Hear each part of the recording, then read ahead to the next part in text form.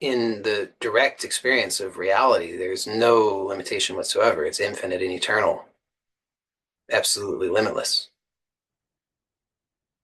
So what it is that we know or think we know is a small subset of the eternal infinite reality. So that infinite eternal reality is really the one true reality. It's the source and substance of everything. It's doing everything, being everything. And you don't even know about almost all of it until you become aware of some infinitesimally small part of it. You're not even aware that you're breathing until you become aware that you're breathing. You're not even aware of the trillions of cells in your body unless and until you become aware of them. The, but this infinite, eternal presence, reality, intelligence is indeed intelligent. It is operating, being, doing, organizing everything. So now uh, you have a desire. Think of something that you desire.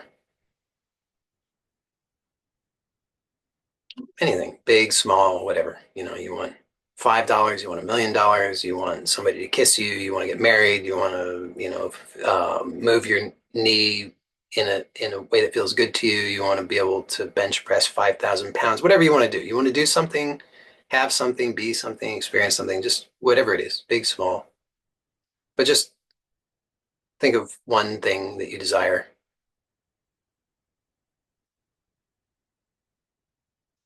And then notice that that thing that you desire, you conceive of that in some kind of limited way. You have to. You can't do it otherwise. You have to conceive of it in a limited way. I mean, to define it is to limit it.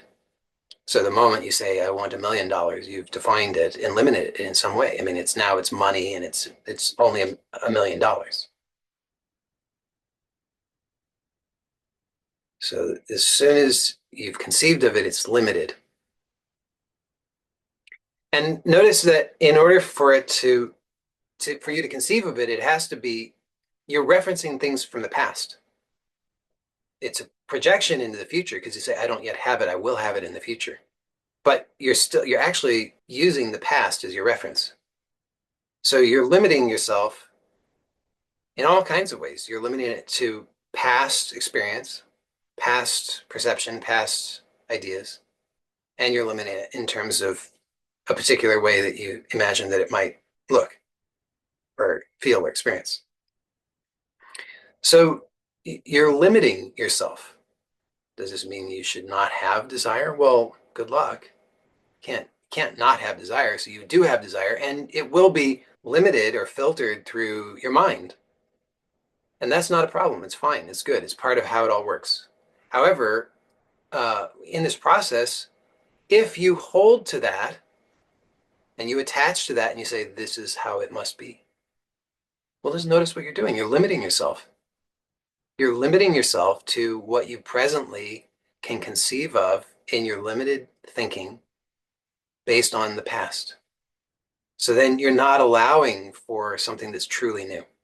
If you attach yourself to how you conceive of this, you're limiting yourself to what you've already experienced and already been able to conceive of. So you're not actually allowing yourself that which is greater and that which is new. And yet, this is what many of us do. We hold fast to that thing and we attach to it and we say, it must be like this. And any deviation from that, we freak out. We say, oh no, it's not happening. It's not working. It's not going to occur.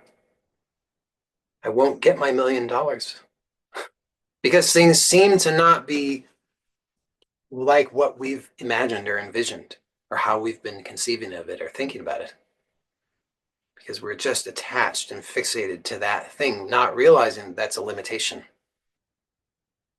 So that's why holding to the attaching is to the outcome is a limitation. It's limiting yourself. So that's problematic.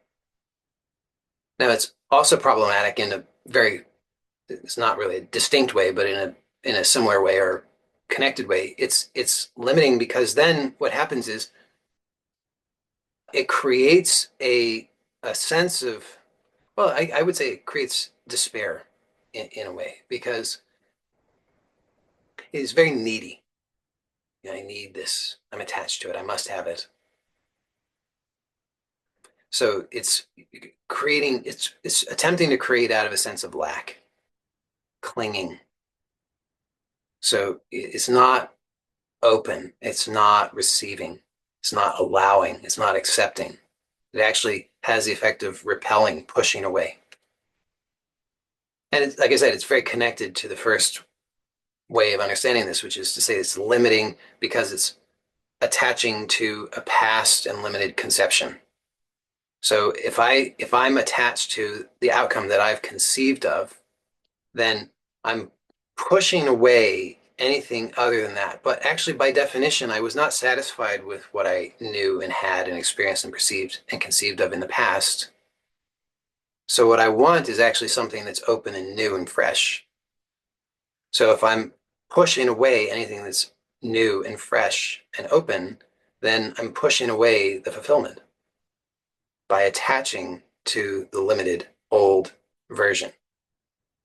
So then, like I said, maybe this can lead us to conclude that, oh, well, then I should not have any desire, or I should not pay any attention to those desires, or I should not visualize, I should not imagine, I should not affirm, I should not use my creative faculties in that way. That's wrong and limited. Well, do you have a better idea? How will you do it? And so this is where a lot of the time we make the mistake of we fall into this kind of black and white thinking, either or. Oh, well, if it's not this way, then it must be this other way. So we're very reductionists.